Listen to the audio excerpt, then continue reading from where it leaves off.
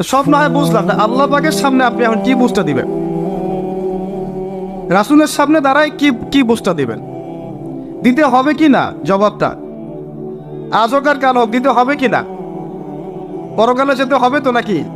তো তাই যদি হয়, এটা যদি আমাদের ফাইনাল ডেস্টিনেশন হয়, চূড়ান্ত গন্তব্য হয়, তাহলে কোন ব্যক্তি বুদ্ধিমান, যে দুনিয়াতে সংশোধিত হয় সে, নাকি পরকালে যে ব্যক্তি অপেক্ষায় বসে থাকে সে?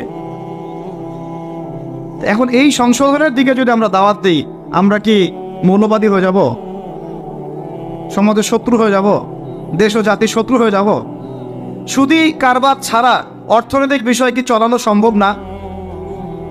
হ্যাঁ, যখন এই সুদী ব্যাংকিং সিস্টেম, ওয়ার্ল্ড ব্যাংকেরটা তো 1995-এর দিকে আসছে। তারও আগে ছিল ওই যে ব্রিটেনের দি ব্যাংক অফ ব্রিটেন, যেটা প্রথমের দিকে আর কি। ও সারা বিশ্বকে শাসন করতে